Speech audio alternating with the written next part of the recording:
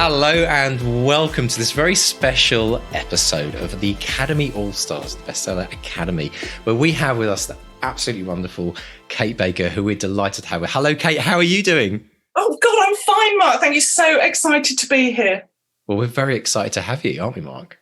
We are indeed. I mean, Kate is a star, an all-star of our academy. And it's been amazing seeing her story, seeing her go from, joining the academy to her book, which is out now, Maid of Steel. But we'll do a little bit of history. Let's talk about where it all started for you, Kate. Life before the academy. What were your big challenges with writing and publishing?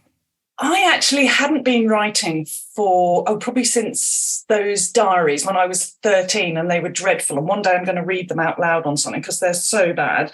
However, I started writing about 6 years ago, maybe 5 or 6 years ago. And I was on a self-esteem course, actually, and a playwright came to visit us, and she wanted to talk to some people on a self-esteem course to find out what had taken them there. So it was really scary, but it was really important. So we were all doing therapy writing, blah, blah. And 3 or 4 weeks later, I thought, I enjoyed that. I'm going to see if I can do some of this writing lark. And I'd started reading books again after 20 years of not reading because of family and children and all the rest of it. And I know some people actually read books during that time to relax, but I was doing stuff on the farm and everything. I just didn't. So I joined the RNA, the Romantic Novelists Association, because I did like romance novels. And I had 3 fabulous years of attending courses and learning. I say learning. I think learning to write is a bit like learning to drive. You take your lessons, you pass your test, but you don't really learn to drive until that examiner and instructor is not sitting with you. Yeah. Then you learn to drive. And it was the same with all these courses I did. I would come back with notes, and it's like, I know what I'm doing. And you put them away, and the instructor's not there. And suddenly you sit down to write a scene, and you're like, well, is this working? And there's no one to ask. And it's only when you start accumulating the scenes and writing in that way and then submitting, and then the feedback comes back, or you don't get anywhere in a competition, or your submission doesn't lead to a request for the full, something like that. And that's really your learning to write. So obviously it was always going to be a long process. And I did learn a lot with the RNA. I didn't renew my membership a year or so ago because I started writing science fiction and things like that. So, so I was doing courses and assuming I would go down the traditional route. I'm the wrong side of 50, so I thought the only way to publish was find myself an agent. They would find myself a publishing deal, and off I'd go, obviously. But it wasn't quite as simple as that. With the second book I wrote, this manuscript, I did get more agent interest, but it still wasn't hitting the mark at that point for them. And what I found I was doing was I was writing for agents, because each one-to-one I'd get feedback, and it would be really interesting, completely different from the previous one. And I'd be like, right, come on, now let's hook the next agent. And I'd forget I was writing for the ultimate audience, which is the reader. And I went further and further down that sort of road. Do you know what I mean? And I all the time, my husband in the background's going, self-publish, you run your own business, for God's sake, self-publish. I don't know what I'm doing. I can't possibly do that. No, I need an agent, Well, I want to ask you about that, Kate, because one of the things I found absolutely fascinating about your journey is there are so many people out in the world that want to write, but their biggest reason or excuse, for not writing is they're too busy. They don't have enough time. Tell us a bit about the things that you do in the rest of your day. And I'm particularly fascinated in how you have, with all the things that you have to do, on the farm and others that you're going to tell us, how you find the time for your learning of your craft and your actual writing. So tell us a bit about your background. Such a good question, this, because it's something that I'm permanently thinking about. And I try to do goals, and I'm going to write from 7 a.m. till 9 a.m. and all of that. And I listen to people who do it. I think, right, they can do it, I can do it. I think the first answer I can give you to how do I mix it in is by being ultra flexible. I mean, even us today, we were going to start at a certain time to chat, and we didn't. That's fine. I rushed out and did something else and ticked a box of that other. So I have, I do farm accounts, and I'm the sort of the farm secretary for my father-in-law. So he comes along, he doesn't have a computer or even a smartphone. So when he needs to do an email, he comes along and I'm little. So I have to, if he pulls up on the driveway and I'm halfway between hanging a rug out and making lunch, I have to stop all that and go and do the email. So I'm literally juggling all the balls all day long. And I quite like that. I've learned that suits me. So like when you said, can we start 20 minutes later? Yeah, no problem. I'll go and hang 3 rugs up, put 4 more on. That is that job progressed. I love a bit of progression. Keep them all going. So I also don't do any fitness, I'd just like to say. Since writing, I've put on 2.5 stone. And I did do a Pilates session 2 weeks ago. It went quite well, but I don't think Cirque du Soleil are going to ring me anytime soon. But, I think certain things have to go.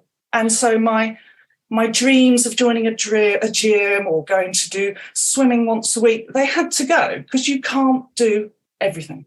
Do you know what's funny, though? One of our Academy members had the same issue, and what they decided to do was they started to learn about narration, and then they would start walking and speaking their book. Wow! So there's all kinds of ways you can combine it, but you're the master at that because you're running. You've got can I call it a side business or a main business or a side hustle? And you've got writing. You're going out into the world with your book now. You're working and living on a farm. So you're a great inspiration to people who think, oh, I don't have the time. So you kind of work your writing around the business of your day. But would you say you typically always manage to do something during the day? I also do you think that's the key? Yes, I do. I think also since joining the Academy and listening to you guys on the weekly podcast and back listening to every episode since day one, is you just immerse yourself in the writing world. So even when you're doing the farm accounts or driving to pick up a tractor part or something, I am thinking about the plot. I am thinking about the marketing that I have yet to do or what I'm going to do, or I'm just in a different headspace now than I was 3 or 4 years ago.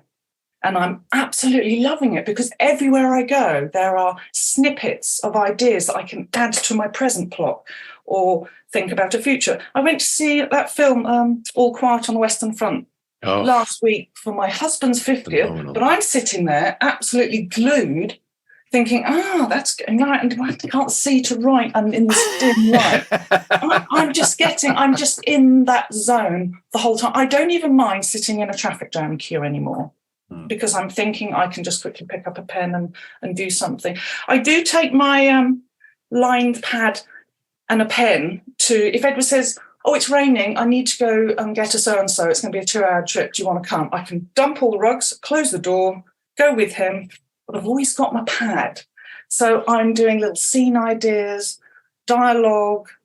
So there's always something. So it's mixing, keeping those balls juggling and just mixing, but being flexible and I never worry about the word should. You know how sometimes you look back and you wanted to achieve something, whether it's a bit of writing or a bit of shopping or a bit of cooking or, I don't know, and you say, I should have done that by now. I learned from Sophie Hannah a long time ago that the word should be actually eradicated because there is no such thing as should. Something is going to take the length of time that it's going to take.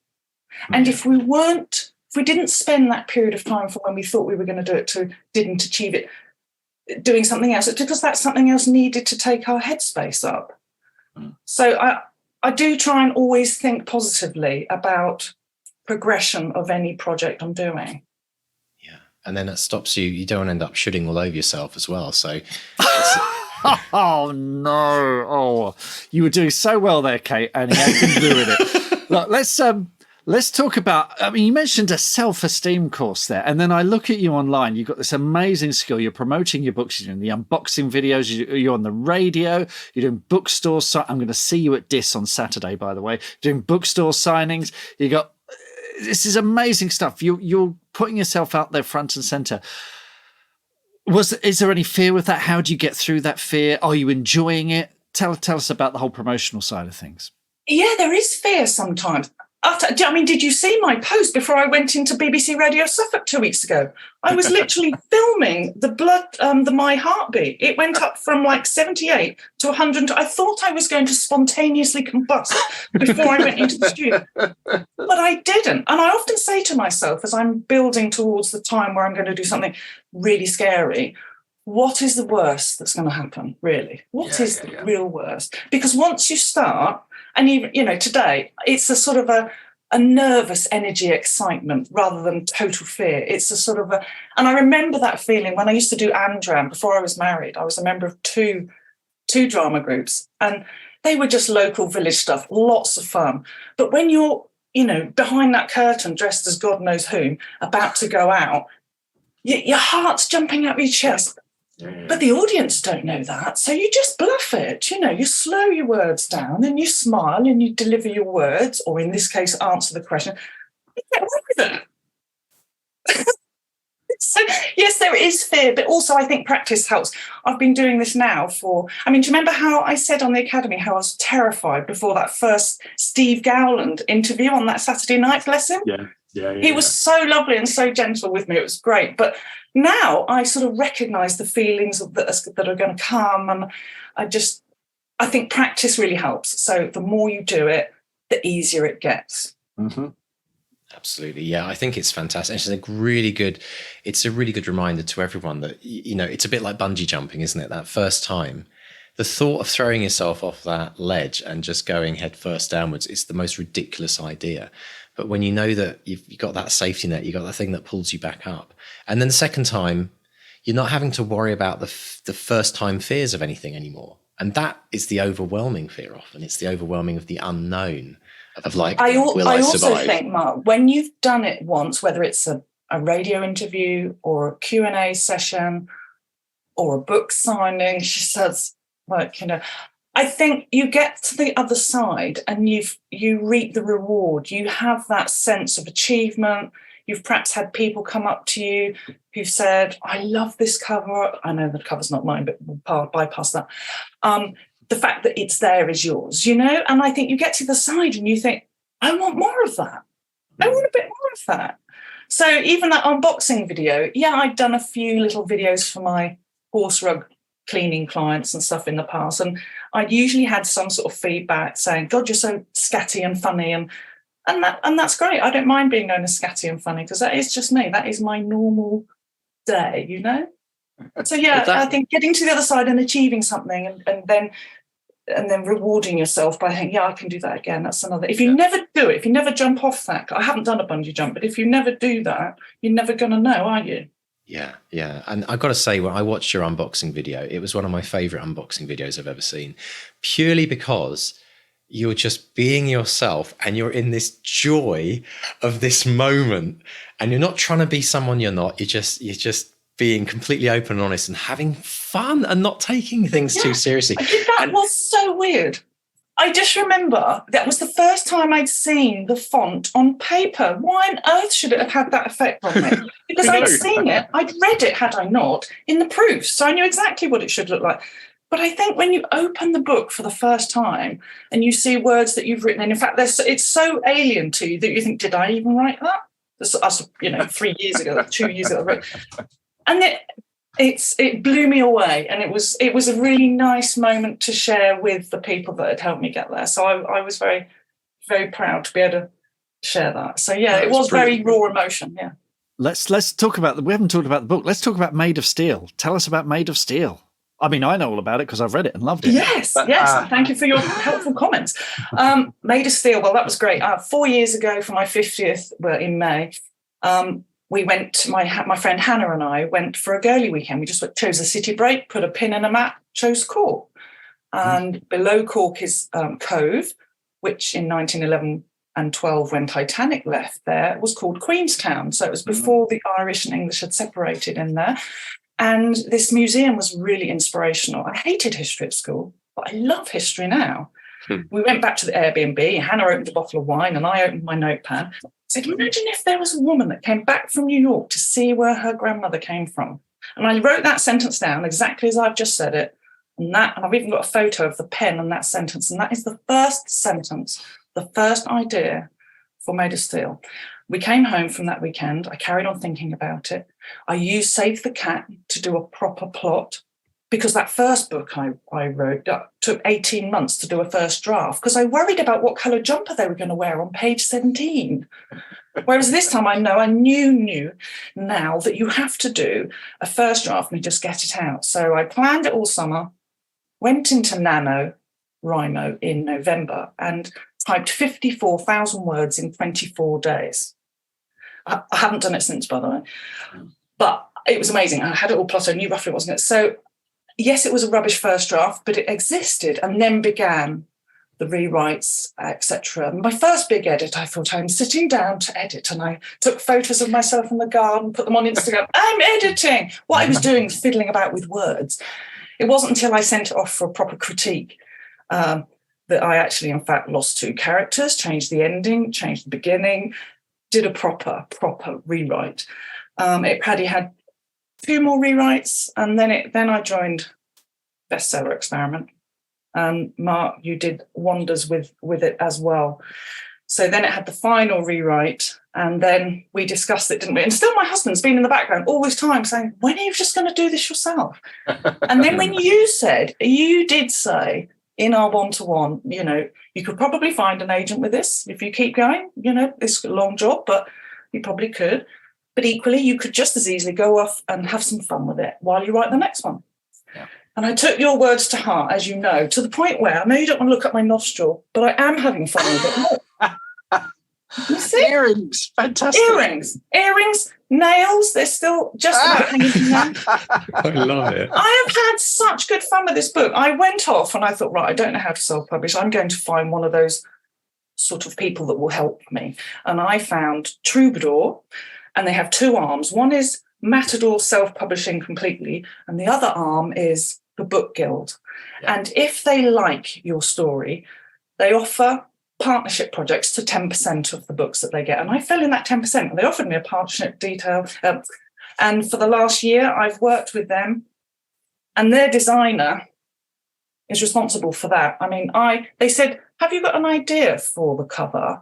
I said, well, I'd quite like a nod to Brooklyn Bridge, because the story opens on Brooklyn Bridge. And I'd quite like a nod to Titanic, who makes a cameo appearance towards the end.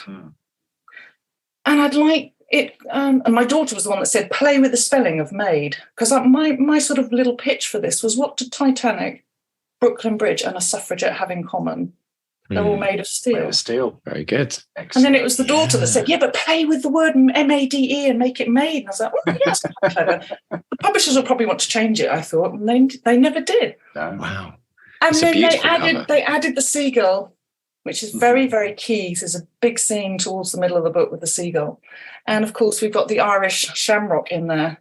Yeah. And that was their idea, and I just loved it. And I remember when I saw this in November, I just bawled my eyes out, you can imagine, and said, I don't want to change a thing. And it has really drawn people. So, and I've now got 35 Amazon reviews. When I get to 50, I'm going to have another facial. That's my aim. Fantastic.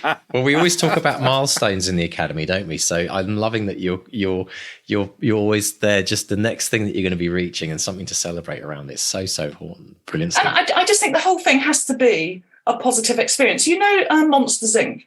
and Mike, the green eye. Yeah. And when he ends up on the front of that magazine, and there's a label advert in the front of him, and everyone's going, "Oh no!" And he's like, goes over his face. I know, and everyone's waiting for him to go, "Oh bugger!" And he's like, "I'm on the cover of a magazine." That's how I feel. I am not comparing my journey to anyone else. I'm not comparing the number of views I've got to anyone else. This is me, my book, and I'm doing all sorts of daft stuff. Like branded Toblerone. I'm so annoyed I didn't think of that myself. Mr. Stay, you will have a chance to win this. This is going to be a prize along with a signed copy on Saturday at Disc Publishing. They're going to put names in a hat as they come through the door, or probably a raffle ticket, and then whoever name gets pulled out gets that. For anyone not watching, Kate has just held up a very large Toblerone bar, actually probably one of my top 5 chocolates, with the title Maid of Steel actually written on it in the Toblerone font. Absolutely brilliant. Jeez. It's good, isn't it? Yeah. So, yeah, I'm having amazing. A lot of fun. Oh, this is brilliant. Now, tell us a bit about the journey, because you've been with the Academy now for, I can't even remember, a year and a half? Yeah, I think it was August 21. Yeah. Now, tell us about the journey since you joined the Academy? Where have you seen yourself grow most as a writer? I think majority has been around my confidence. So I did the self-esteem and I started writing, but it wasn't until I joined you guys, or it started to build as I listened to you. As I was thinking I might apply to join, I was thinking these guys, it's quite rare in the writing world to find an organisation or a unit of writing people that treat everyone as equals. And that's what you guys did. You'd speak one week, you'd be speaking to Joanne Harris, and the next week you'd be speaking to somebody who self-published their first book. And you gave the same amount of enthusiasm to both people. And believe you me, that doesn't happen very often. So first of all, I thought these guys would be actually really nice to work with and learn from. So when I started joining, or when I did obviously apply and got in and started looking at all the course content, I just think being able to join in on the Wednesday craft coaching or your live coaching, Mark, once a month, and then seeing all the course content, it's just opened up different avenues of writing life that isn't there in other courses. It's very hard to explain, but I think it's a vibe. It feels like a family but there's no hierarchy. I mean, we know you're the bosses, obviously, lots of respect, but you are warts and all as well. You know, if it goes wrong, you tell us. Yeah. And not many writing tutors do that. Yeah, it's make lovely to sense? do that. Yeah, or if we're 20 minutes late for the interview. And I apologise for that. We were waffling. Yeah, we actually recorded next week's podcast before this interview as well. So it's like, I mean, even on a bad week, I started doing the 200 words a day challenge, like everybody does have a go at. And I so wanted to keep up or try and catch up with Mark Hood. It's obviously never going to happen. But I started reading him and I love his work. Unbelievable. And I thought, I'm going to do 200. If he can do all those within 200, and obviously a bit of talent, I think I can try and do the 200 words. And I did 141 days, didn't I, or something, at the start of last year. Yeah. And then I amazing. Got really busy with rugs because it tends to be a sort of a late spring to summer is the mad time. So we're about to come into that. And there was one day that I genuinely just didn't get round to it. And I was heartbroken. And I just, oh my God, I've had a really bad, oh my God, this is terrible. And I remember admitting it on something. And you, Mark D, you just said, that is brilliant. You have achieved 141 days in a row. Now, when you feel ready, you can just start again. And it was, so the world will still keep turning. So, it's things like that. I mean, it might sound really trivial, but I think to me, I never feel a failure while I'm linked with the Academy. Never. Even if I have a bad week and I don't write anything, you're always learning, you're always thinking, you're always picking things up. I mean, I've got stuff I've yet to fill, printed off all over the place. It's one of the courses. Final Acts and Endings workbook. Brilliant. Yeah, well, it's always something new, isn't it? When I wrote Maid of Steel, I had to change that ending once, if not twice. And I've never done anything like this before. So, yeah, the course content is completely different. Fantastic. And if there's someone listening to this now and they're on the fence about joining the Academy, is there any advice that you give them? If you can afford it, do it. Get everyone together to club together in your family and buy Christmas presents and just do it. Because even if you're only a member for a year, and I plan to do another at least half a year, because I came to you with this book written, now I'm beginning the second one. I can go through the whole process of the second book from scratch. Whereas obviously some of these, I don't need these. I thought, well, yeah, I bloody did, because I had to change the endings, didn't I? So I can start and go through all the course content. So if you're anywhere in your writing journey or books, but you want, I don't know, it's a breath of fresh air, but with loads of learning, a lot of fun, lots of laughs, just come and join the Academy, because you will not regret it. Not regret it. And you can, I'm right in thinking you can dip out after a while as soon as you've done it, or stay longer. Yeah, a lot of people think the Academy is, for a year and you have to write a book in a year, which is a misconception, because it takes you as long as it takes you to write a book. There are some people who are retired who have a lot of time on their hands. There are other people like yourself, Kate. It's like juggling 3 million things at once. So we're here to support people all the way through their writing journey for however long they feel there's support there. And that's really why we set up. And that's the reason why we've done it as well, because a lot of institutions are very much based around, this is our schedule, this is our semester, and you start on this date and you end this date. It's like, that doesn't work with a writer's life today. So yeah, it's a new kind of scenario. I also think the reason it's good to be in the academy for a period of time is you don't know what questions to ask until you start doing the courses or start writing or start having your critiques, or you go and do your one-to-ones with other people, and you can share your experiences in the forums. And then you think, well, actually, I didn't know that. So then in the next craft coaching, you can ask a question. And okay, you might be able to sort of send an email to somebody, but I think, because you two get to know your academates quite well, then you know that person's asking from that point of view, and then they can share it with the others on that. So I think you need an extended period of time in order to find yourself as a writer, because you're changing as a writer all the time. I'm not the same writer now that I was when I started this book. Yes. Yeah, exactly. And you know that now because you've been through that process as well. Yeah. Fantastic. Well, listen, Kate, it's been so wonderful having you on this Academy's All-Stars episode. And we just want to say thank you to you for being such a massive inspiration, not just in the Academy, but now, as you go out into the world with your book, the things that you're doing are, and lovely dog with you as well, the things that you're doing and the way in which you are embracing this journey rather than being paralyzed by it and being worried by it. It's a wonderful, wonderful way for other people to kind of look at what you're doing. We've always said this, and we say this on the podcast, and we say this in the Academy. When you start to create your own and break your own through in your own goals and your own ambitions, you're not just creating that for yourself and fulfilling that huge dream. As we said, Mark and I said, Kate is living the dream now. She's living the dream. But what you're doing is you're inspiring every single other person who's maybe a little bit behind where you're at right now, or maybe, stuck in a fear cycle of something, of not putting their work out there. And we want to thank you for being courageous and breaking through all those challenges and getting it out there. And we just want to wish you every massive success with your amazing book. And as excitingly, what you create now in the future as well, because, this is the beginning of, well, it's not the beginning of your story, but it's very much, your story is very much in full flow now. So yeah, absolutely massive congratulations on everything you've done to make this happen. I wouldn't be here without you two. And that is the truth. And it's been an absolute honour to share this journey of this book with you guys. And I'm really looking forward to the next. And thank you for having me on. Brilliant. And now, before we go, Kate, where can people find the book? Where can they come find you? You can obviously get it on Amazon, ebook or paperback, but you can also get it from the Book Guild. Mm-hmm. And I can send you the link to the Book Guild. Yep, I get a little bit more money if you send it if you buy it from the Book Guild. But also it's on Waterstones, online Waterstones, WH Smith.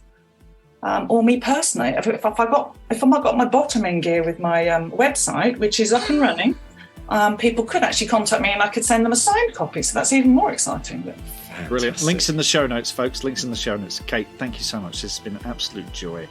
It's seeing Maid of Steel become a reality has been one of my Peter. Just it's what we did the Academy for, and absolutely you said it, Mark. It's the reason why we did this. So I'm really proud to be one of your academates, and like I said, thank you very, very much. Awesome. All the best, Kate. Thank you so much. Thanks, Kate.